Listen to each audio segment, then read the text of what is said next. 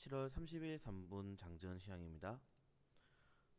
홍남기 경제부총리가 일본과의 수출 규제에 대한 맞보복 계획이 없다라고 밝혔습니다. 어떻게 보면은 정부 정책이 단호하게 대응하겠다라는 입장과는 좀 반대되는 발언이죠. 그리고 일본이 화이트리스트에서 한국을 제외한다면은 첨단 소재, 전자통신 등에 대해서 광범위한 업종의 기업들이 피해를 볼 것이다. 누구나 다 아는 이야기를 또 하고 있습니다. 그러니까 결론적으로는 우리나라가 정부 정책으로 딱히 일본에 대응할 수 있는 게 없어요. 그러니까 오늘 아래에 보시는 것처럼 불매 운동 관련주들이 상승할 수밖에 없는 게, 그러니까 어제 시장에서 매우 큰 하락폭이 나왔는데 주가에서 올라가는 종목들이 뭐냐? 그러니까 실질적으로 정부 정책이 지원해주는 종목들 이런 게 아니라 국민들이 자발적으로 불매 운동하는 관련주들이 올랐단 말이에요. 이게 뭐냐면은 투자자들이 그리고 세력들, 흔히 말해서 매주 주체들이 생각하는 것도 정부 정책이 현금을 지금 시장에 풀 정도의 그런 흐름이 되지 않는다. 결론적으로는 지금은 이런 국산화라든가 이런 데에 대해서 광범위한 투자보다는 어떻게 되면 일본에 대해서 협상을 하려고 할 것이다라는 게 시장에서 어떻게 보면 매수 심리로 밝혀졌고요. 물론 램테크놀로지 같은 업종들은 이번에 국산화 관련 이슈를 통해서 뭐 이제 불산 관련해서 이제 판매 허가를 취득했다라는 공시로 상한가를 기록했는데 어제 상승한 업종들의 대부분은 애국 테마주였단 말이죠. 그래서 애국 테마주들이 만약에 8월달에 이번 협상이 잘 진행되지 않고 8월달에 실제적으로 8월 1일로 일단은 뭐 공표가 났는데 화이트리스트에서 우리나라가 제외된다면은 추가적으로 불매 운동이 더 커질 것이다. 그래서 관련 업종들에 대해서 한번 왜 관련 업종들이 엮여 있는지 좀 체크하시는 게 좋을 것 같고요. 그리고 아까 말씀드린 램테크놀로지가 이번에 그 판매업 허가 승인이 났는데 그 후에 이제 추가적으로 판매업을 내줄 것인가 아니면 규제를 완화할 것인가. 지금 이게 우리나라가 불산이라든가 이런 화학 업체들의 소재를 개발하지 못하는 게 어떻게 보면 이런 공장을 지어야 되고 이런 공장들이 인체에 좀 어떻게 보면 굉장히 해롭고, 예전에 제가 알기로 삼성 쪽에서 이제 불산에서 이게 불산이 유출이 되면서 이런 좀 사상자가 발생하면서 거기에 대해서 환경단체들이 굉장한 압박을 넣어서 그 공장이 폐쇄되는 걸로 알고 있습니다. 그래서 그 이후에 실질적으로 일본에 대해서 수입을 하고 있는 거기 때문에 이번에 과연 반도체 소재 국산화를 통해서 규제가 풀릴 것이냐, 그렇다면은 실질적으로 이번에 이슈들이 일어난 뒤에도 국산화는 진행이 될 것이고 관련된 업종들에서 실질적인 개발이라든가 판매가 이루어진다면은 국산화가 이루어질 수가 있겠죠. 그래서 국산화 관련 테마주들이 추가적으로 나올 수 있는데, 제가 관련 업종을 세 개밖에 안 쓴 이유가 업종들이 너무 광범위하고 실제적으로 이번에는 램테크놀로지 같은 경우에는 공시를 냈지만은 추가적으로 공시를 내거나 아니면은 뭐 정부 정책에 대해 수혜를 받거나 하는 업종들이 솔직히 없습니다. 지금은 없어요.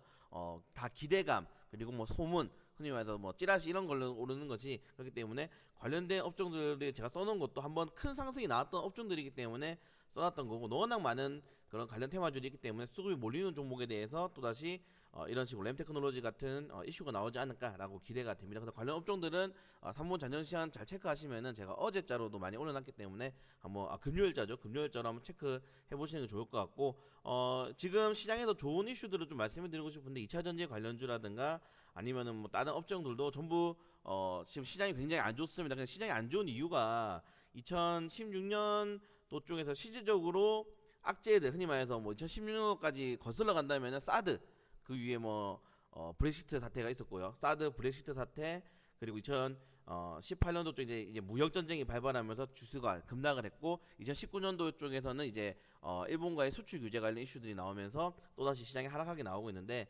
결론적으로는 우리가 직접적으로 엮인 게 2016년도에 사드랑 그리고 이번에 일본 관련해서 이슈들이죠. 근데 그때 정말 지수가 거의 최저점까지 떨어졌습니다. 2016년도랑 지금 마찬가지죠. 그리고 아마 제 생각에는 이번에 추가적으로 이 코스닥으로 예를 들면은 추가적으로 반등이, 오늘 무조건 양봉이 나오지 않는다면은 코스닥이 4% 관련 떨어졌고, 이거 이번 주 그냥 뭐 거래일 기준으로 3일 정도 해도 거의 6, 7% 이상 떨어졌기 때문에 기술적 반등이 무조건 나와야 되는 시장입니다. 지금 이 시장에서 기술적 반등이 나오지 않는다면은 정말 시장에 큰 하락이 예상이 되고, 아마 600포인트 아래까지는 빠질 수가 있다. 610포인트까지는 저는 예상하는데 610포인트를 이탈하는 순간 600포인트 아래로 나오면서 예전 2016년도 사태가 일어날 수 있는데 그때 정말 힘들었거든요. 왜냐면은 그때도 지금이랑 비슷했습니다. 왜냐면은 실질적으로 이 재무제표에 영향을 줄 수 있는 업종들이 많이 타격을 받았기 때문에 주가의 흔히 말해서 밸류에이션이라는 이런 기본적인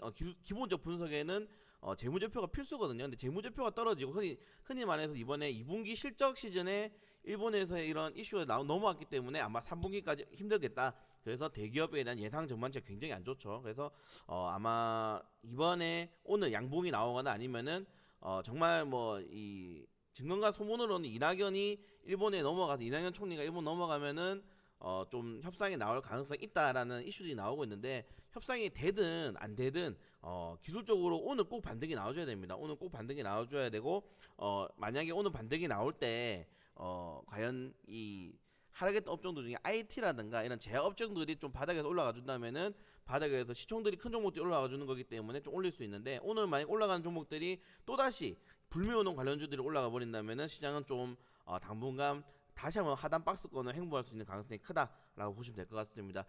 시장이 매우 안 좋고 시장에서 흔히 말해서 테마주군들이 정말 재무적으로 시총이 굉장히 작은 종목들, 유통 물량이 없는 종목들로 거래량이 얼마 없이 상한가로 말아 올리는 종목들이 많기 때문에 개인적으로 투자하시는 분들 굉장히 힘들 수가 있습니다. 이럴 때일수록 비중에 대한 현금에 대한 리스크를 항상 체크하시고 현금을 좀 더 보유하시는 방향성으로 가져가시는 게 좋을 것 같고 이 차트를 보시면 알겠지만은 항상 바닥에서 다시 한번 반등은 어느 정도 나올 수밖에 없습니다. 반등은 나올 수밖에 없기 때문에 오늘 반등을 좀 기대하는 마음가짐으로 시장을 좀 대응하시면 좋은 것 같고 만약 오늘 시장이 떨어진다 그러면은 오히려 그래 완전 떨어져서 반격할 때 사자 완전히 시장 더 떨어져라 오히려 뭐 이렇게 주식 투자하시는 분들은 생각하시는 게 마음적으로 좀 심리적으로 필요할 수 있기 때문에 지금은 여러분들 이 주식을 하실 때 투자를 하실 때 펀더멘탈보다는 센티멘탈 멘탈적인 부분을 조금 더 체크하시면서 시장을 대응하시는 게 좋을 것 같습니다. 뭐 저희야 이런 시장이 워낙 많았기 때문에 그냥 대응이라든가 방안을 준비하지만은 이런 시장을 처음